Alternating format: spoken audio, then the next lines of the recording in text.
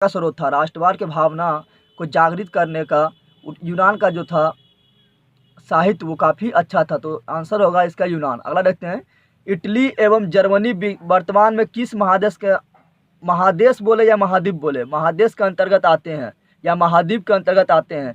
तो इटली एवं जर्मनी, अभी इटली हो गया, जर्मनी हो गया, यूनान हो गया है, फ्रांस है, ब्रिटेन है, ये सारा चीज़ अभी आता है आप लोग का यूरोप के अंतर्गत। किसके अंतर्गत आता है? यूरोप के अंतर्गत, ठीक है ना। ऑस्ट्रेलिया, ये सभी आता है यूरोप के अंतर्गत। और अमेरिका हो गया, कनाडा हो गया, ये मेक्सिको हो गया, ऐसा आता है उत्तरी अमेरिका के अंतर्गत। और हमारा भारत कौन सा है? तो हमारा भारत जो है वो एशिया में है, चीन भी एशिया में है, ठीक है ना। ये सभी आता है एशिया में। जापान और रूस जो है वो एशिया में भी आता है, उसका कुछ हिस्सा जो है यूरोप में भी चला जाता है, ठीक है। अगला देखते हैं, रूस में जार का अर्थ होता है। तो रूस का जो सम्राट होता है, जो रूस का सम्राट होता था उससे कहा जाता था जार। हम लोग का यहाँ इंडिया में सम्राट बोला जाता है, लेकिन वहाँ बोला जाता था सम्राट को जार बोला जाता है। क्या बोला जाता है? जैसे सम्राट अशोक, इंडिया में सम्राट अशोक, तो वहाँ अगर वहाँ अशोक होता तो उसको बोलता है जार अशोक, ठीक है ना। तो रूस में जार का अर्थ होता है रूस का सम्राट, ठीक है ना। तो रूस के सम्राट जो था जार निकोलस द्वितीय, वो काफ़ी निरंकुश शासक था। वो जनता पर काफ़ी शोषण करता था, जनता का, किसान का, मजदूरों का काफ़ी शोषण करता था, ठीक है ना। और उनके जो पत्नी थी वो भी काफ़ी घोर प्रतिक्रियावादी औरत थी, और वो रासपुतीन के प्रभाव में आकर उसके चंगुल में फंस चुकी थी, ठीक है ना। और उस समय जो रासपुतीन जो करता था वही कानून होता था, ठीक है। तो ये जार निकोलस द्वितीय था, ये काफ़ी निरंकुश शासक था। तो इसका शासन का अंत हो गया था 1917 में। 1917 में बोल्शेविक क्रांति, जिसको रूसी क्रांति बोलते हैं, इसके फलस्वरूप जो है जार निकोलस द्वितीय के शासन का अंत हो गया था, ठीक है ना। आप लोग को इतना जानना है। अगला देखते हैं, हिंद चीन क्षेत्र में कौन सा देश आता है? आप लोग हिंद चीन पढ़ने के बाद आप लोग ये नहीं समझ लीजिए कि हिंद से हिंदुस्तान और चीन से चीन, ये नहीं। हिंद चीन के क्षेत्र के मतलब है कि 2.8 लाख किलोमीटर, 2.8 लाख वर्ग किलोमीटर क्षेत्र में फैला हुआ उस क्षेत्र का, जिसमें वर्तमान का कंबोडिया आता है, वियतनाम आता है, लाओस आता है, ठीक है ना। कंबोडिया, वियतनाम, लाओस, 2.8 लाख वर्ग किलोमीटर में फैला हुआ क्षेत्र, जिसमें वर्तमान में कंबोडिया, वियतनाम, लाओस आता है, उसे कहते हैं हिंद चीन क्षेत्र। तो वो पूछेगा हिंद चीन क्षेत्र में कितना देश आता है? 3 देश, कंबोडिया, वियतनाम और लाओस, ठीक है ना। और कंबोडिया और वियतनाम और लाओस को मिलाकर हिंद क्षेत्र बोला जाता है। और वियतनाम को 2 टुकड़ा में बांटा गया है। कौन सा? जेनेवा समझौता 1954 के अतिरिक्त, जो हिंद चीन में वार्ता हेतु बुलाया गया था, हिंद चीन पर वार्ता हेतु बुलाया गया था जेनेवा समझौता 1954 में। उस जेनेवा समझौता के फलस्वरूप जो है वियतनाम 2 भागों में बट गया था। आप लोग कितना जानना जरूरी है। नहीं देखते हैं, वल्लभ भाई पटेल को सरदार की उपाधि किस आंदोलन के दौरान दी गई है? तो वल्लभ भाई पटेल को सरदार की उपाधि जो है बारदोली आंदोलन के द्वारा दी गई है, बारदोली आंदोलन के दौरान दी गई थी। और सरदार वल्लभ भाई पटेल जो है इसे grand old man of India, Bharat का वयोवृद्ध पुरुष के नाम से जाना जाता है। और सरदार वल्लभ भाई पटेल को जो है सरदार का उपाधि महात्मा गांधी और मराठा के औरत ने दिए थे उसको सरदार की उपाधि। इसके बारे में जानना है, उसके बारे में और आगे जानेंगे हम, ठीक है ना। जनसंख्या का घनत्व सबसे अधिक कहाँ होता है? तो जनसंख्या का घनत्व आप लोग जानते हैं सबसे अधिक, इसको आप लोग ऐसे ही मार सकते हैं टिक, महानगर। क्या सबसे अधिक होगा? महानगर में, उसके बाद होगा नगर में, ठीक है ना। तो सबसे अधिक कहाँ होगा? महानगर में, उसके बाद उससे कम थोड़ा नगर में होगा, उसके बाद ग्राम, उसके बाद कस्बा, ठीक है। अगला है, भारत के लिए पहला फैक्ट्री एक्ट किस वर्ष पारित किया गया? तो भारत का जो पहला फैक्ट्री एक्ट है वो 1881 में आया था, 1881 में। और किसके शासनकाल में? तो लॉर्ड लिपन के शासनकाल में, लॉर्ड लिपन के शासनकाल में भारत में पहला फैक्ट्री एक्ट लाया गया था, ठीक है। तो ये याद रखें, लॉर्ड लिपन शासनकाल याद रखना काफ़ी इंपॉर्टेंट है। अगला देखते हैं, गिरमिटिया मजदूर बिहार के किस क्षेत्र से भेजे जाते थे? गिरमिटिया मजदूर का मतलब क्या है? गिरमिटिया मजदूर का मतलब है कि वैसा मजदूर जिससे जो है अंग्रेजों ने भारत से जो है उसे ले जाकर विदेशों में काम करवाते थे, और उसे नगदी फसल का उत्पादन करवाते थे, ठीक है ना। तो अंग्रेजों द्वारा भारत से विदेश में भेजा गया वैसा मजदूर जिससे अंग्रेजों ने नगदी फसल का उत्पादन करवाते थे, तो उसे बोलते थे गिरमिटिया मजदूर, ठीक है ना। तो ये बिहार से पश्चिमी क्षेत्र से, बिहार के पश्चिमी क्षेत्र से भेजा जाता था। याद रखना है, बिहार के पश्चिमी क्षेत्र से भेजा जाता था। अगला देखते हैं। अगला मेरा है वर्नाक्यूलर प्रेस एक्ट से बचने के लिए किस पत्र ने रातों रात अपना भाषा बदल दिया था? तो वो होगा अमृत बाजार पत्रिका। इसके बारे में समझते हैं, काफ़ी इंपॉर्टेंट पत्र है। जो वर्नाक्यूलर प्रेस एक्ट जो है इसको लेते आया था लॉर्ड लिटन ने। क्यों लेते आया था? क्योंकि जो भारत में जो स्थानीय भाषा का जो पत्र था उसमें जो है सरकार की नीतियों के बारे में, अंग्रेज जो क्या करते हैं क्या कर रहे हैं उसके नीतियों के बारे में छापते थे भारत का स्थानीय पत्र अलग अलग भाषाओं में।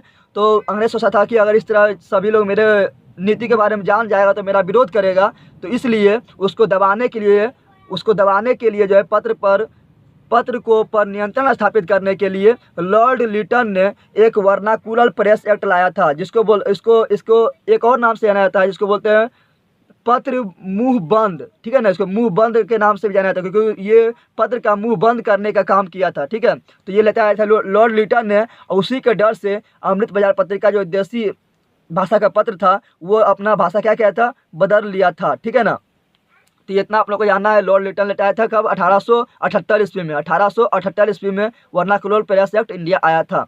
चलो अगला देखते हैं। पूर्ण स्वराज की मांग का प्रस्ताव कांग्रेस के किस अधिवेशन में पारित हुआ? तो ये हुआ था लाहौर अधिवेशन में।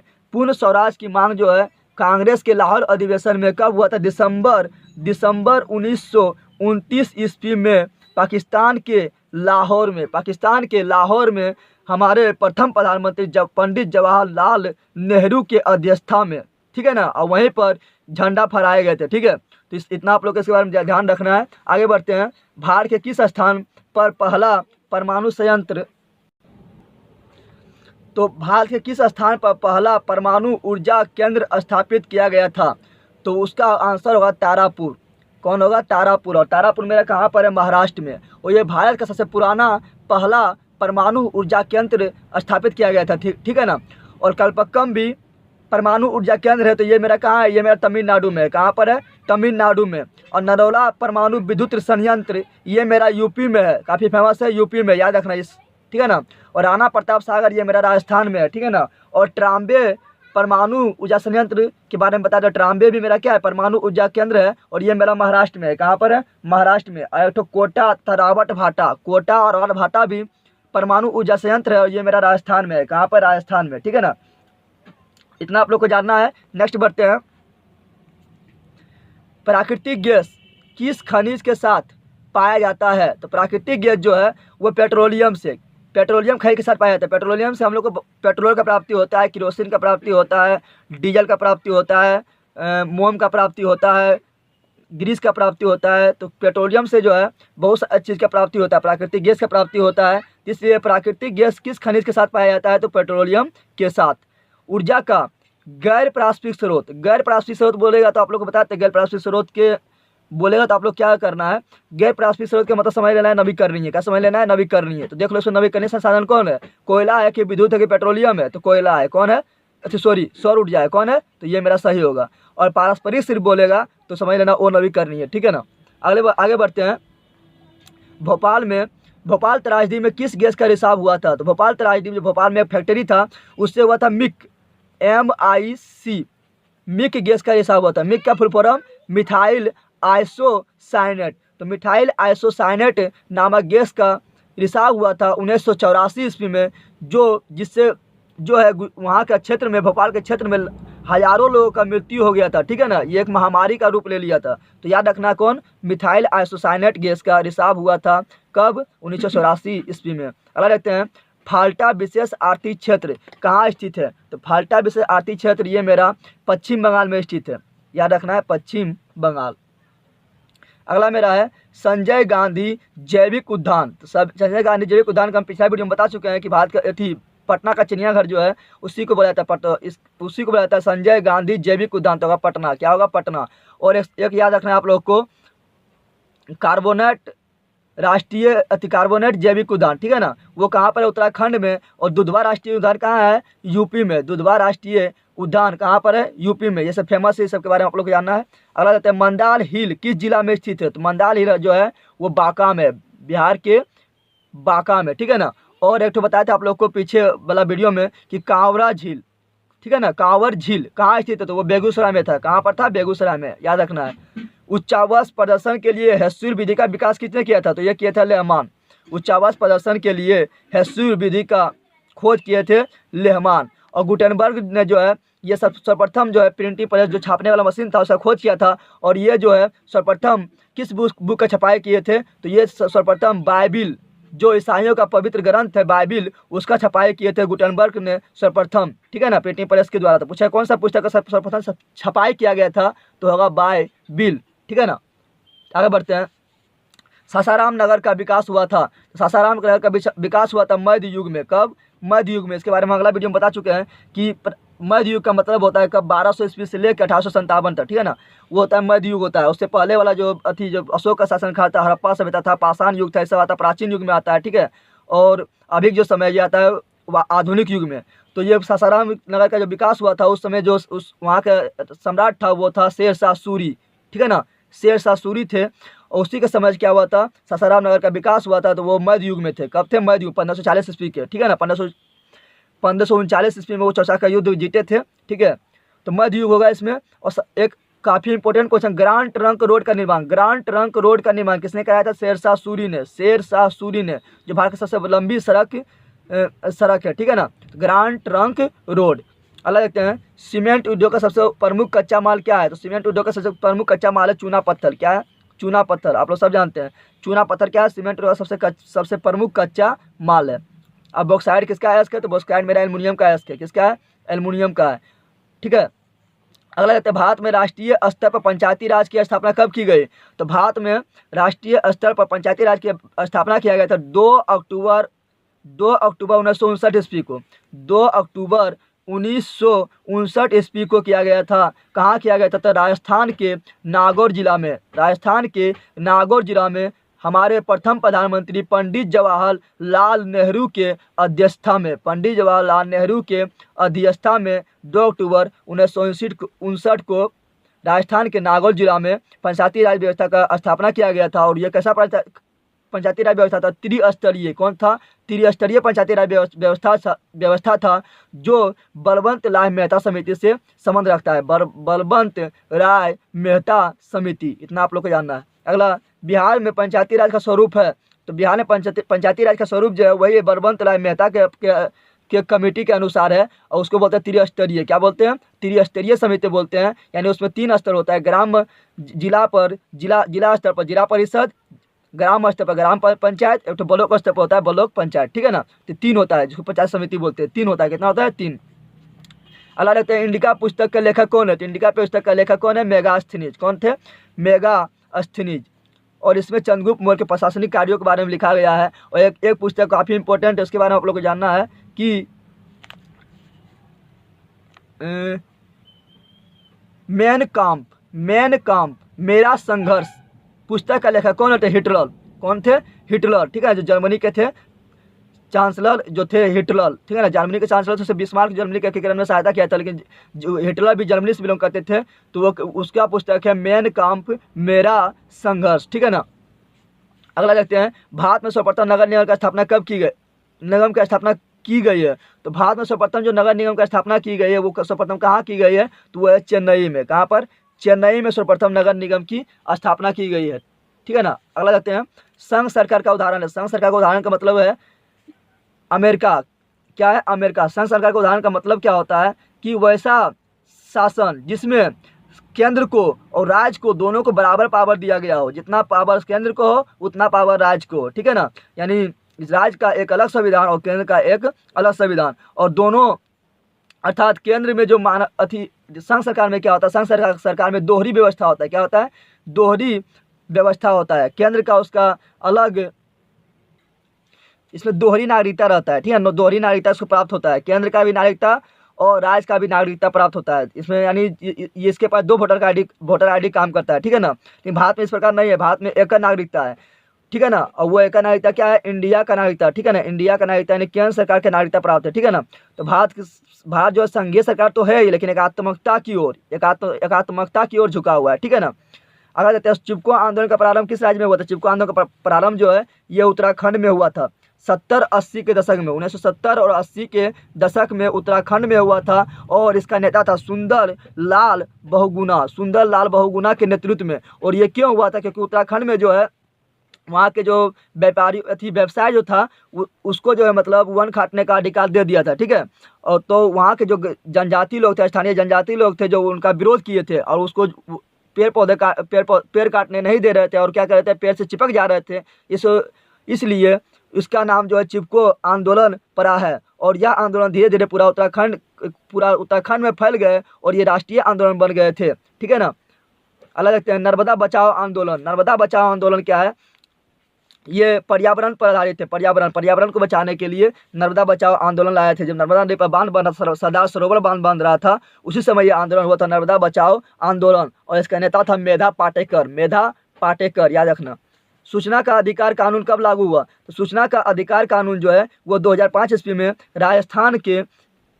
राजस्थान में प्रारंभ हुआ। कहाँ हुआ? राजस्थान में प्रारंभ हुआ सूचना का अधिकार आंदोलन 2005 ईस्वी में। और 2004 ईस्वी में जो है इसको संसद में पेश किया गया था और 2005 ईस्वी में राष्ट्रपति के अध्यादेश द्वारा इसको लागू कर दिया गया था। अगला रहता है बिहार में संपूर्ण क्रांति का नेतृत्व किसने किया? तो बिहार में संपूर्ण क्रांति का नेतृत्व किया था जयप्रकाश नारायण। और जयप्रकाश नारायण को ही कहा जाता है संपूर्ण क्रांति का नारा किसने दिया था? जयप्रकाश नारायण ही दिया था। और लोकनायक के नाम से भी जयप्रकाश नारायण को जाना जाता है। और ये संपूर्ण क्रांति का जो शुरुआत किया था ये कहाँ? पटना के गांधी मैदान से, ठीक है ना।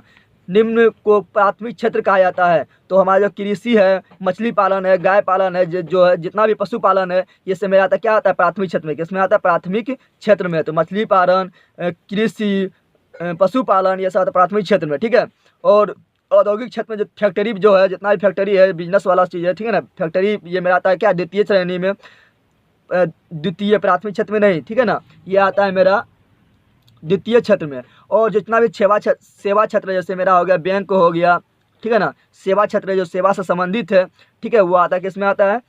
तृतीय क्षेत्र में। और जीडीपी में सबसे बड़ा योगदान अभी जिसका है वो है तृतीय क्षेत्र का, सेवा क्षेत्र का, ठीक है ना। इतना जानना आप लोग को। अलग देखते हैं योजना आयोग के अध्यक्ष कौन होता है? तो योजना आयोग का अध्यक्ष प्रधानमंत्री होता है। कौन होता है?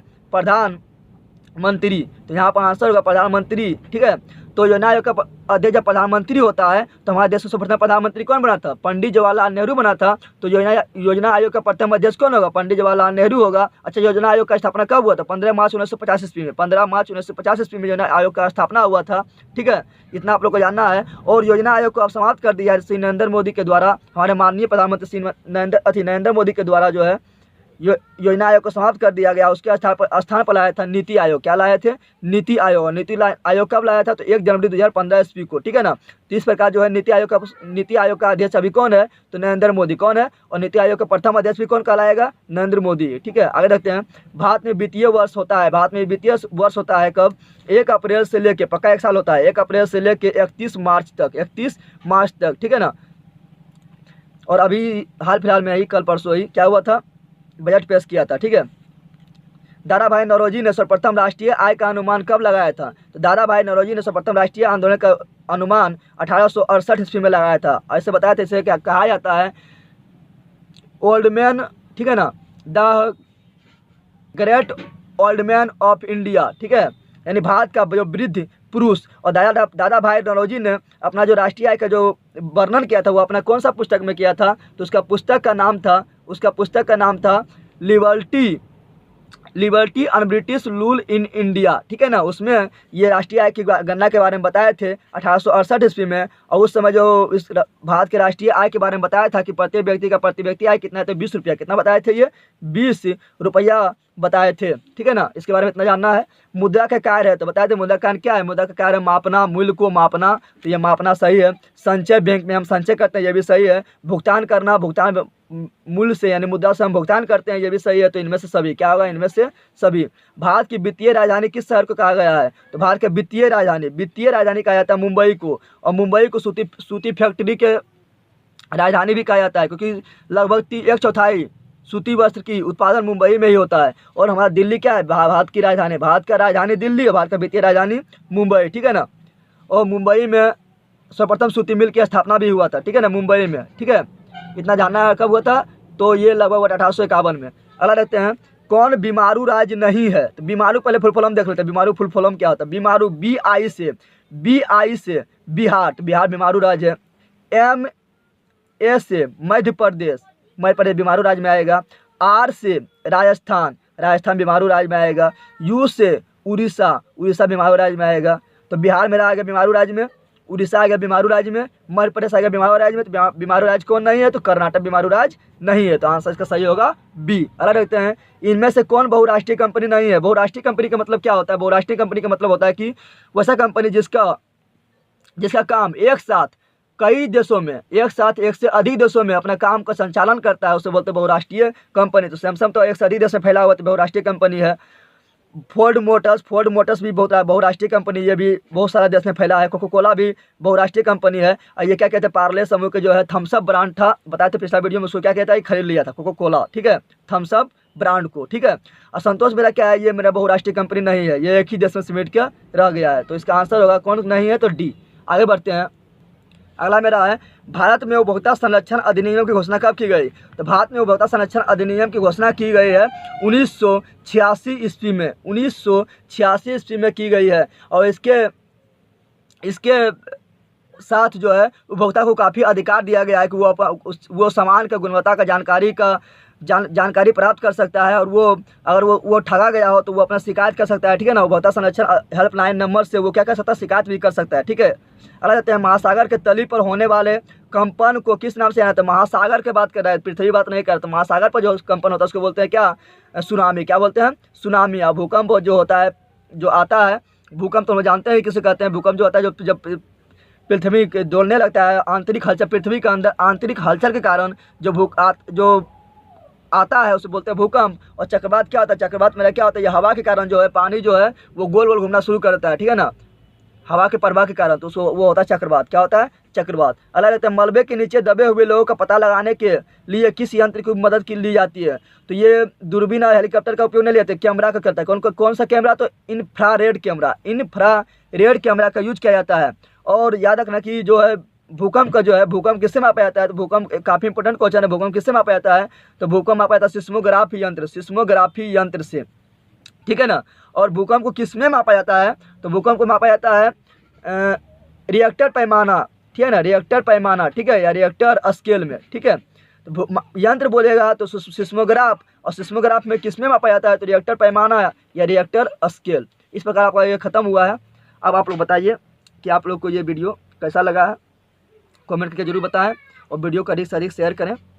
अब मिलते हैं हम अगला पार्ट में। थैंक्स, जय हिंद।